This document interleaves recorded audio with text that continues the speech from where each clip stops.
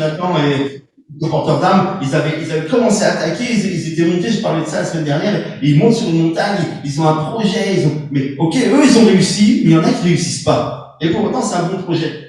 D'accord? C'est bon, moi, ça vous est jamais arrivé, ça? J'ai un bon projet, je crois que ça va faire, mais pouf, ça tombe.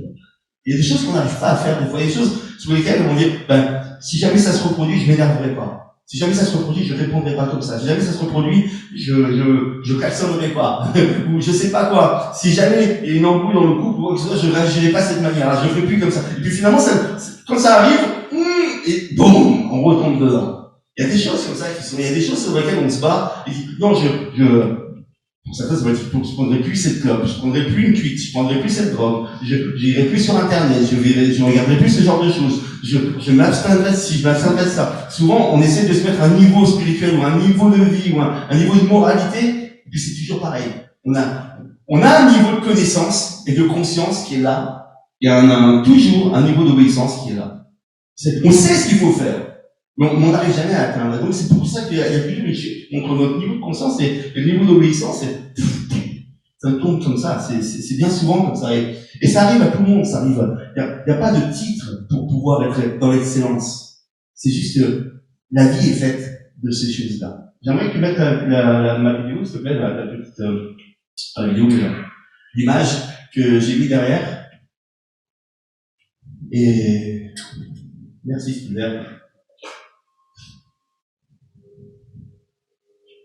Et cette chose que Michel-Ange dit, que le plus grand danger pour la plupart d'entre nous n'est pas que notre but soit trop élevé et que nous le manquions, mais qu'il soit trop bas et que nous l'atteignions. C'est vrai ou pas? C'est vrai. On s'est pas donné d'objectif avec Christophe pour le vélo. On s'est pas donné d'objectif. On est parti faire du vélo. Je sais pas. Je me suis dit, je lui dis, vas-y, je te suis. J'ai dit, ok, je vais prendre un petit parcours sympa que j'ai jamais fait, je connais pas, mais je veux pas savoir.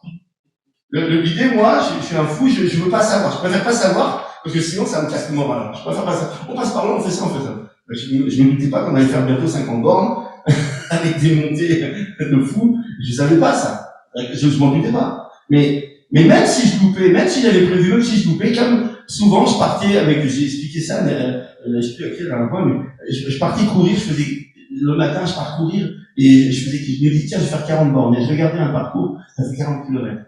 Et puis souvent, j'y arrivais pas.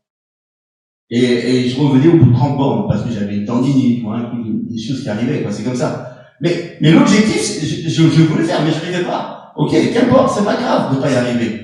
Mais par contre, quelle gloire j'ai de dire, je vais faire 2 km et je les ai fait. C'est une gloire. Par contre, si je me dis, je suis parti pour faire 40 km et j'en ai fait 30, on me dit, bon, c'est pas mal quand même. Non? Ça va ou pas? C'est quand même pas mal. Ça va, on va dire, bon, Jean-Luc, ça va, c'est pas non plus un petit joueur, il va le faire. Donc, on a tout intérêt de chercher à viser des choses, et même si on ne les atteint pas, c'est pas grave. C'est quoi? C'est notre niveau qui est là, c'est ce que l'on veut faire, c'est toujours d'avoir un objectif ambitieux dans notre vie. Si tu y arrives pas, c'est pas grave. Et l'idée est que si tu y arrives, ok. Et si tu n'y arrives pas, tu apprends. Tu sais pourquoi tu n'y arrives pas. Tu vas apprendre quelque chose. Mais en fait, souvent, on veut viser des choses faciles dans notre vie, et puis on y arrive, mais on n'apprend rien de ce qu'on a fait. Parce que finalement, on fait de notre capacité. Qu'est-ce qu'il y a de victorieux de faire quelque chose dont tu es capable? Non? Il n'y a pas, hein? Par contre, si c'était impossible et que personne lisait un centime sur toi, et que tu y arrives même à 70 ou 90%, waouh! Tu as rien de faire. Et ça, je trouve que ça, c'est énorme. La vie est toujours remplie d'objectifs, visés, ambitieux, mais la vie est faite de contraintes, elle est faite de victoires, c'est sûr, mais elle est faite aussi de difficultés, d'erreurs et d'échecs. Et il faut savoir vivre ça. Non? Ça vous dit? C'est un truc vachement moral de me donner la pêche ce soir, vous allez voir.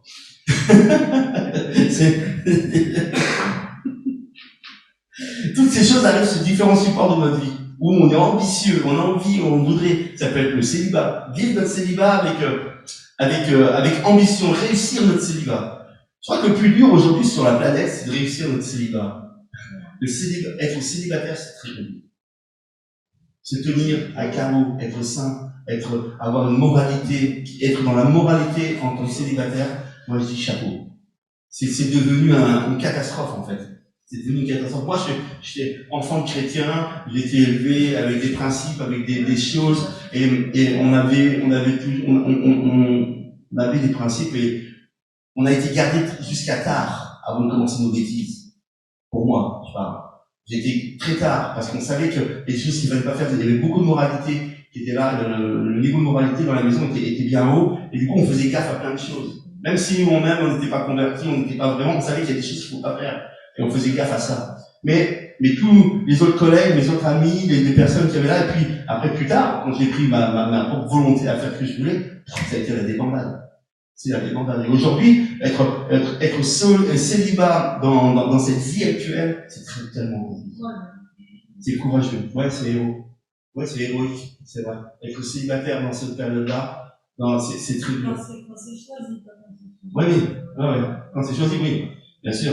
Et quand on peut se tenir et quand on voudrait réussir sa vie dans cette manière-là, avec un niveau de moralité, c'est très compliqué. Donc, il y a difficulté, erreur, et puis aussi échec qui peut être là, manque de succès, malheureusement, qui est comme ça. Dans la vie de couple aujourd'hui, c'est quelque chose de très compliqué.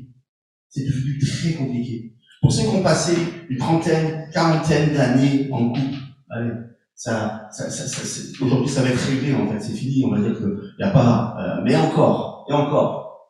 On a eu des bonnes années, il y a encore des bonnes années devant, mais je veux dire, c'est pas si difficile que ça à se maintenir. C'est pas si difficile que ça. Ouais. Ça a coupé, c'est pas grave. C'est pas si difficile à se maintenir.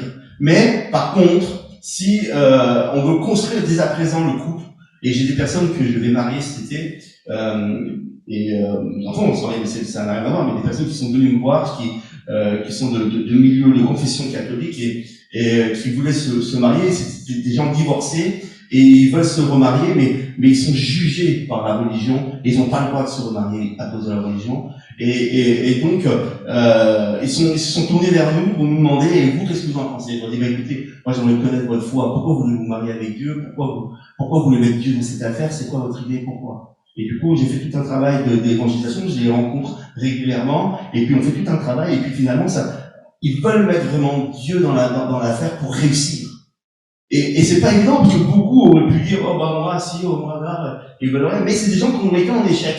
Et malgré qu'ils ont été en échec, ils veulent reconstruire encore. Et rebâtir encore. Et je trouve que c'est beau de pouvoir le faire, mais c'est tellement difficile aujourd'hui de tenir le couple. La moralité du couple, c'est tellement difficile. Toutes les sollicitations, tout ce qu'il peut y avoir, c'est tellement en danger.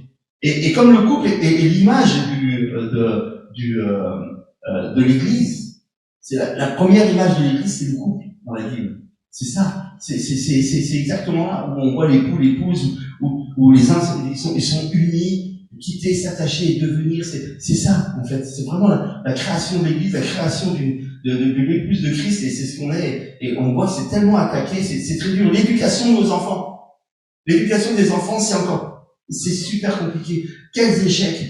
Et j'ai raconté, pour ceux qui ont déjà connu cette histoire-là, l'histoire que j'ai eue avec mes enfants, les difficultés qu'on a vécues, malgré que nous sommes connectés, malgré que nous servons Dieu, malgré ci, malgré ça. On fait mal les choses, on se comporte mal avec nos enfants, on les fait subir nos vies à nos enfants. Alors qu'on doit les éduquer pour qu'ils vivent leur vie. Et il y a plein de choses qu'on croyait que c'était juste, qui étaient bon, il faut être comme ci, non. On s'est planté. On a eu aussi parlé de la difficulté, erreur et manque de succès dedans, mais la vie au travail, c'est très dur la vie au travail. C'est devenu aujourd'hui, c'est compliqué. Tout est compliqué. C'est vrai ou pas? Je fais un tableau de la vie qui est dur, hein. C'est vrai, hein. Mais c'est vrai que c'est dur. La vie en communauté, tout est compliqué aujourd'hui. Tout est devenu tordu. Ça l'était avant. Mais ça ne se disait pas, en fait. Mais aujourd'hui, c'est complètement débridé. On peut tout montrer. On peut être complètement tordu et le montrer. C'est pas un problème. C'est tout à fait normal. Et finalement, il n'y a plus la moralité qui était la nôtre aujourd'hui est un jugement pour les autres. Il y a 10 ans, 15 ans en arrière, ma moralité, si je vous la donne, vous allez me dire, Jean-Luc, tu es en train de juger ces personnes-là. Alors c'était normal, en fait. Non, mais aujourd'hui, tout est tellement déblayé, on montre tout. Et ce qui était sale à l'époque, on l'appelle bien, et ce qui était bien à l'époque, on l'appelle mal, aujourd'hui. On l'appelle jugement aussi. C'est juste, il n'y a plus rien, en fait. Il n'y a plus de cadre. Donc, du coup, c'est tout fou. Donc, systématiquement, il y a des choses qui sont là. On veut systématiquement réussir, on veut avoir des objectifs ambitieux dans nos vies, dans tous les secteurs de nos vies, on veut ça. Mais il n'y a rien qui le fait. Quoi qu'il en soit, le psaume 139 nous dit, avant que tu sois, l'Éternel connaissait tous tes jours.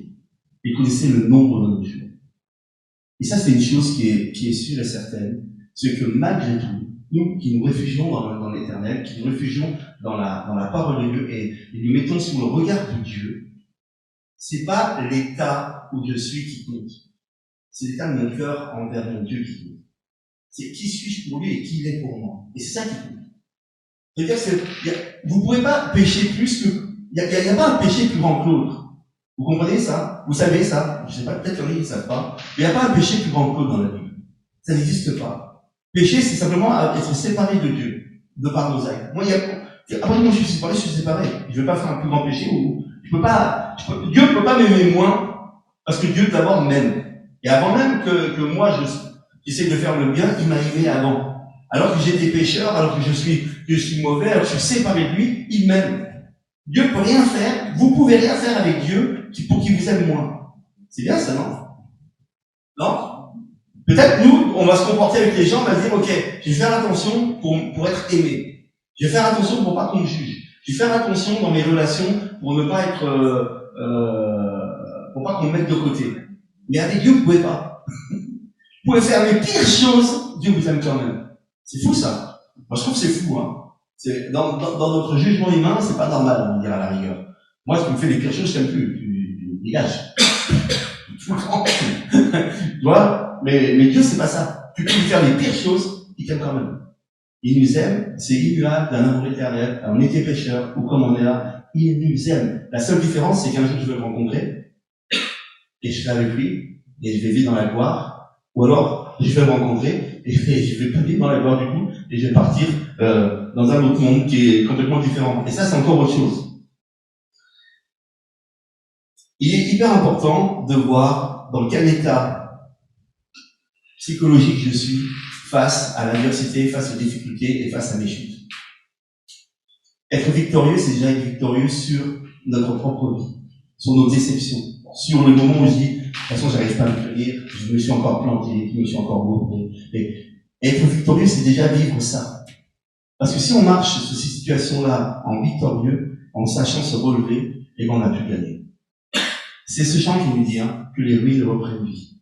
Tout peut être cassé, on peut redémolir. Si vous regardez, et on regarde ça avec des larmes le matin, quand je regarde la télé, je pars en prière après, heureusement, ça me rebooste. Mais quand je regarde comment les villes sont détruites avec le bombardement, avec tout ce qui se passe en ce moment en Ukraine, je me dis, comment ils vont faire pour reconstruire tout ça? Comment ils vont faire pour rebâtir tout ça?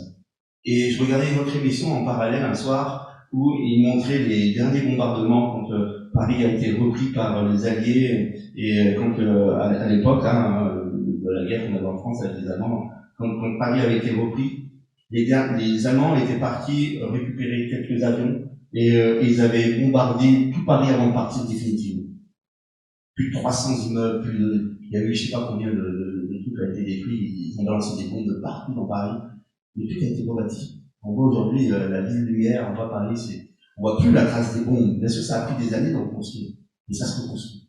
Tout se reconstruit. Et quand on voit ce qui se passe aujourd'hui dans ces pays qui sont en guerre, on voit plus démolir, on dit, mais par quoi ils vont commencer, en fait? C'est juste, waouh! C'est tout détruit. Mais Dieu, et peut-être que toi tu regardes ton histoire, votre histoire, peut-être la personne qui regarde la vidéo regarde son histoire en disant mais moi c'est toujours cassé, il y a toujours quelque chose qui va pas, non, Dieu sait depuis le départ toute la teneur de ta vie, et si tu regardes l'Éternel, il va t'amener dans une reconstruction systématique malgré tes erreurs, malgré les chutes, malgré toutes ces choses-là. Et il y a un verset qui est formidable dans la parole de Dieu, qui est dans Michée 7:7, et je vais vous le lire, et c'est vraiment pour moi c'est mon verset. Hein. Il est au début de la Bible, là. Je l'ai mis contre la couverture, parce que je sais pourquoi. Je sais qui je suis. Je connais mes faiblesses. Je me connais de plus en plus, et je connais de plus en plus mes faiblesses. Et je combats mes faiblesses. Mais malheureusement, je tiens pas debout tout le temps. Et souvent, j'ai besoin de retourner à ce verset-là pour me reconstruire et me redonner confiance, dire, il y a quelque chose qui se passe là, je peux faire quelque chose avec ça. Alors je vous le partage parce que, simplement, savoir attaquer, ça c'est déjà attaquer. Ça c'est attaquer. Avoir de l'audace, c'est aussi de l'audace. Et avoir l'approbation, c'est de l'approbation. C'est ce qu'on va partager ce soir. Pour moi, je regarderai vers l'Éternel et je mettrai mon espérance dans le Dieu de mon salut. Et mon Dieu m'exaucera. Ne te réjouis pas, mon sujet, mon ennemi, car si je tombe, je me relève. Et si je suis assis dans les ténèbres, l'Éternel est ma lumière. Je supporterai la colère de l'Éternel puisque j'ai péché contre lui, jusqu'à ce qu'il défende ma cause et me fasse droit. Il me fera sortir à la lumière et je contemplerai sa justice. Mon ennemi le verra et sera couvert de honte. Elle qui me disait, où est l'Éternel? Où est ton Dieu? Mes regards s'arrêteront sur elle. Maintenant, elle est foulée aux pieds, comme la boue de la rue. Le jour où l'on rebâtira tes murs, ce jour-là, tes limites seront reculées. Je trouve ce verset, ces versets qui sont extraordinaires pour reconstruire. C'est un ciment qui me fait bloc avec Dieu, avec sa grâce, avec son amour. C'est quelque chose d'énorme. Et si on veut juste s'arrêter quelques secondes sur ce verset-là, et ça sera ça mon partage de ce soir sur ce verset. Pour moi, je regarderai vers l'Éternel. Et bien sûr qu'il ne faut jamais douter que son amour, vous ne pouvez pas le décevoir. Vous ne pouvez pas décevoir Dieu. Vous pouvez améliorer votre condition sur terre, votre condition de cœur, dans la présence de Dieu. Mais c'est pas, vous pourrez pas, Dieu va pas vous faire une galère. Dieu n'est pas celui qui va vous punir. Dieu n'est pas le Dieu qui punit. Le petit Dieu, le petit Jésus va te punir, comme on entend souvent les personnes parler. Oh, Dieu punit pas. Le fait de nous écarter, on se punit nous-mêmes. C'est tout fait. Il n'a pas besoin de le faire. C'est nous qui le faisons nous-mêmes, à nous-mêmes. Dieu nous aime d'un amour éternel. Je ne peux pas le décevoir. Il m'aime. Qu'importe la chute, n'importe l'endroit où tu es tombé, n'importe la manière dont tu es tombé, il t'aime et tu ne peux pas changer ça. Je mettrai donc mon espérance dans le Dieu de mon salut. Et mon Dieu m'exaucera. Parce qu'il m'aime et je le tourne vers lui, j'ai toujours une main tendue qui est là.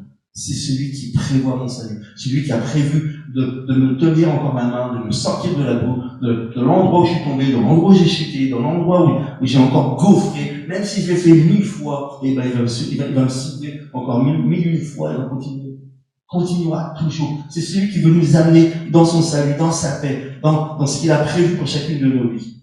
C'est pour ça que le verset nous dit, je peux regarder mon ennemi en face. J'ai quelqu'un qui lutte contre moi, qui a contre-courant. Bien sûr, Satan veut notre perte. Et l'esprit de ce monde, parce que c'est le prince de ce monde, Satan, est là, et influence, et amène, et envoie dans mes pensées, envoie dans mon esprit, envoie dans les choses pour me tenter, dans tout ce qui est là. Il connaît mes faiblesses. Il sait tout ça. Vous savez, Satan, quand on combat quelqu'un, il faut savoir comment il fonctionne. Satan ne prend pas les choses du futur pour nous atteindre. Satan ne connaît que notre passé et notre présent. Parce que nous le faisons. Il ne connaît pas notre futur. Notre futur, c'est nous qui le décidons. S'il connaissait le futur, il n'aurait pas mis Christ sur la croix, parce qu'il savait très bien qu'il allait perdre. Mais le futur, il ne connaît pas. Il connaît que notre passé. Il va se servir du passé tout le temps pour t'accuser. Toi, qui as fait ça, et tu viens dans la présence de Dieu. Toi, qui est comme ci, toi, là, mais rappelle-toi. Et nous, on vient dans la présence de Dieu, et nous, on veut réclamer des choses à Dieu, et on se sent sale, pourri, pas... Non. Alors qu'il y a un Dieu qui est grand sur la croix encore, qui tend les bras écartés vers nous, et nous, on se dit, il veut pas de moi. Non, c'est faux. Il veut de moi. Il veut de moi. Mais Satan est un menteur, et il est là, il veut nous accuser. Il veut nous accuser dans nos pensées, il veut nous accuser. Non. Après, par nous, on va changer notre manière de faire. Mais mon choix d'aujourd'hui, il n'est pas détenu dans les mains de Satan. C'est mon choix. Je suis libre. de faire, ou de changer, de demander pardon et de me relever. Je suis libre. Et ce soir, nous le sommes tous.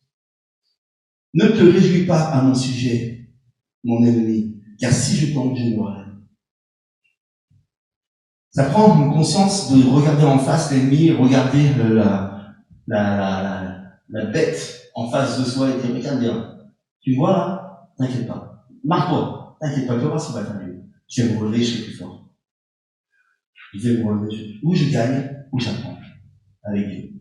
Ou je gagne, et j'apprends. Je ne perds pas. J'ai chuté, mais je vais apprendre. Alors je vais faire attention. Et puis, ça va reconstruire, ça va me donner encore des choses qui vont étayer ma connaissance et juste cette connaissance de dire, waouh, mais même tant que ça. Non? On pourrait dire souvent, avec nos erreurs, il y a tellement d'erreurs entre moi et Dieu que ça fait un mur qui se construit. C'est vrai? On pourrait dire ça. Souvent, les gens pensent ça. Alors qu'en fait, si je monte sur ce mur, je dis, il y a tellement d'erreurs que ça me rapproche finalement de lui, parce que si je monte dessus, je suis encore plus près de lui. Parce que pourquoi? Parce que j'ai mis sous mes pieds. C'est sous mes pieds. Parce que je suis passé outre, je suis passé au-dessus. Il nous faut des erreurs pour apprendre. Malheureusement, on apprend avec ça. Et c'est ça la vie. On est comme ça. On est fait de tout ça. Donc il faut apprendre de ça. Et c'est pour ça que c'est pas grave. Ça dépend de la manière dont vous vous portez. Si vous mettez ça comme un mur qu'on ne peut pas voir en face, ça marche pas. Mais si vous mettez dessus, ça fonctionne. Donc le fils prodigue, et rentre en lui-même, il est là, avant d'être rentré en lui-même, il regarde l'endroit où il est tombé, il est avec les porcs. Et comme sa vue est semblable à sa chute, et il voit que horizontalement, il voit que ce qui lui regarde, ce qui correspond à sa vue, à sa vision, à l'endroit où il est tombé. Il voit que les porcs, il désire manger ce qu'il mange. Et après, il rentre en lui-même. Et là, il commence à penser autrement. Il pense au Père. Là, il élève sa pensée. Il regarde, oh, j'irai vers mon Père. Encore le même, il dit, j'irai vers mon Père. C'est différent. Et nous, aujourd'hui, c'est ce qu'on fait. C'est ce qu'on fait. Et c'est ce qu'il fait dans ce verset. Il va vers son Père. Et pour regarder l'ennemi face à face, il dit, ok, si je tombe, je me relève. Si je suis assis dans les ténèbres, l'Éternel est ma lumière.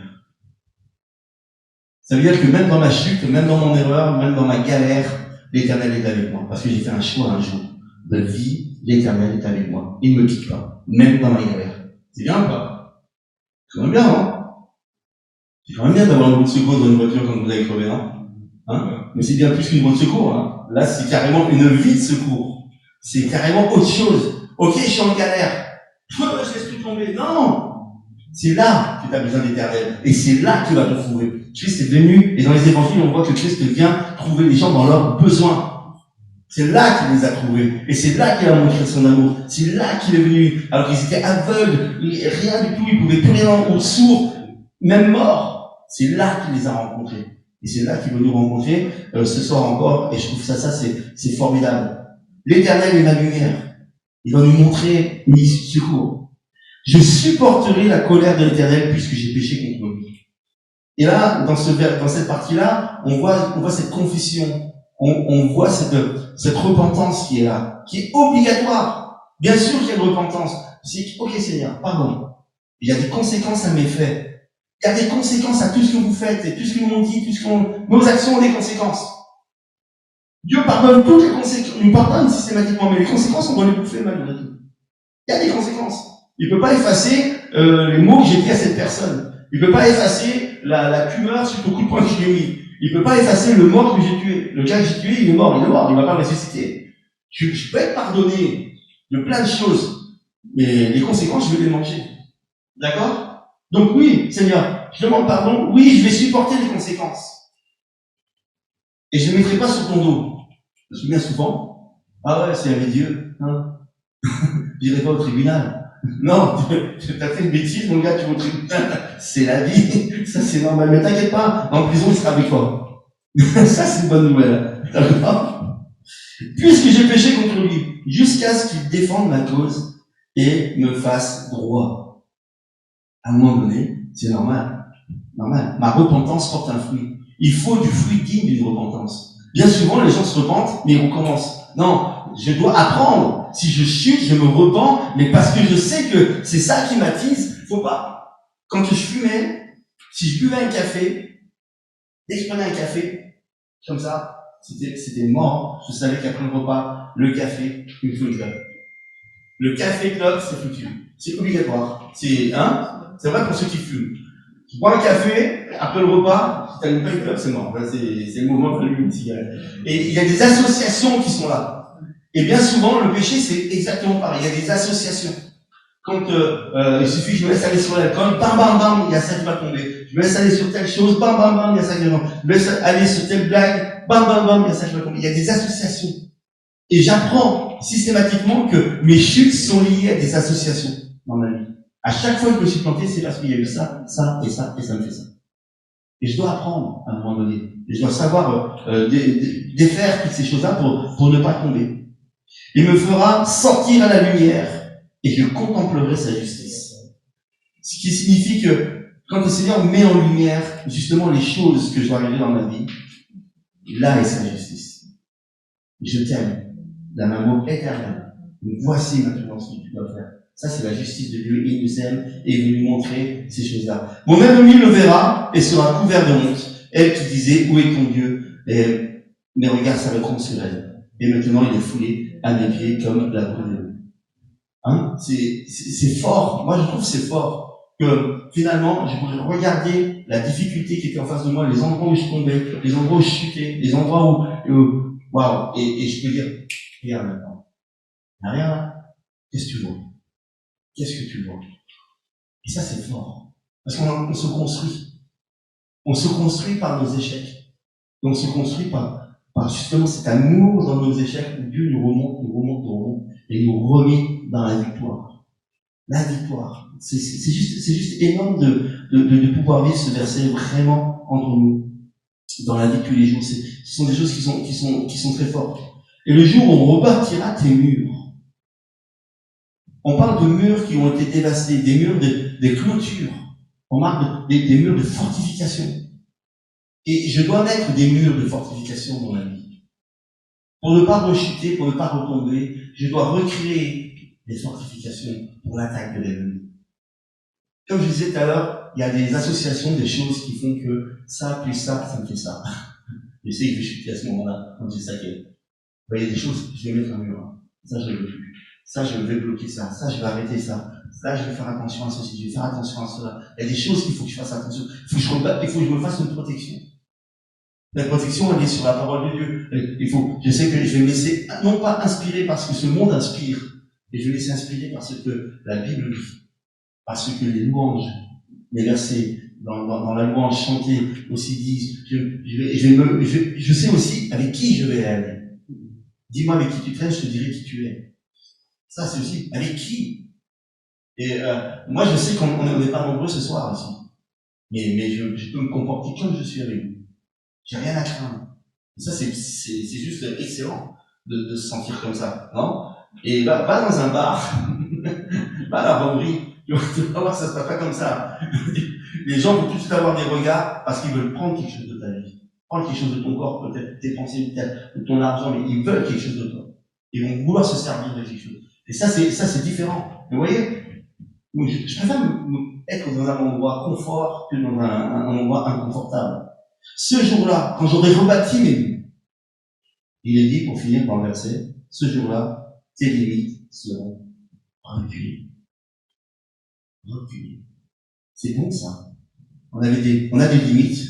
On peut pas aller plus loin que, moi, là, à la sortie du vélo, j'ai fait le dernier kilomètre de vélo que j'ai fait avec Christophe. J'avais les jambes, elles étaient bloquées par une grosse crampe généralisée. Ça marchait comme ça tout seul, le vélo, mais je pouvais pas aller plus loin.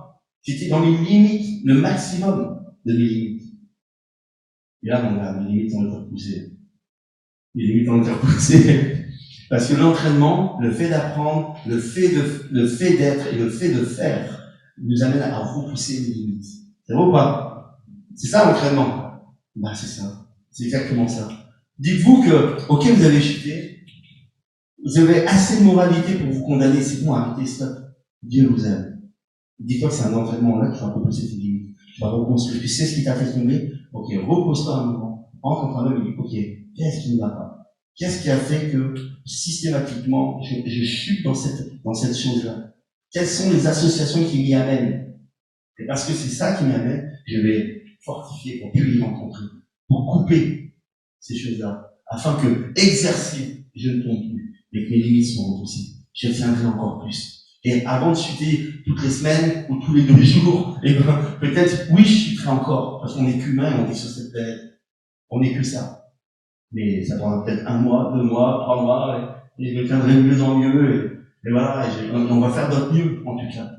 Et c'est ça que le cœur de Dieu. Ça, David est un homme selon le cœur de Dieu. C'est pas un homme qui n'a pas chuté. C'est un homme selon le cœur de Dieu qui a su se repentir et qui a payé des graves conséquences de ses actes. Mais à nous-mêmes de faire attention à ce que nous vivons, à ce que nous voulons, et savoir rebâtir autant voulu, quand Dieu nous demande, comme il nous demande ce soir, rebâtir une muraille, pour pouvoir être dans la victoire. Le plus grand danger n'est pas de viser un objectif trop ambitieux et de le manquer, mais de choisir mais le plus grand danger, c'est de choisir une cible trop facile et de l'atteindre. Ça, c'est bien plus ambitieux que votre vie. Et ce que vous pouvez viser sur votre vie. De dire de se tenir, de ne plus chuter, c'est ambitieux. Ouais, c'est ambitieux. Ça n'arrivera pas tout de suite, il ne tiendra peut-être jamais. Mais le fait de s'exercer à vouloir l'atteindre, ça c'est l'ambition, ça c'est le système du cœur que Dieu veut que nous ayons devant lui. Je vais toujours chercher, Seigneur, à faire le mieux. Je cherche à faire le mieux. Je ne peux pas être parfait, je ne le serai pas. Vous ne le serez pas. Mais je vais toujours chercher à faire le mieux. C'est ça notre ambition ce soir. Amen. Simplement on prie sur ce dernier moment. Notre Père, Seigneur, c'est vrai que nous ne voulons pas trouver une excuse à nos fautes.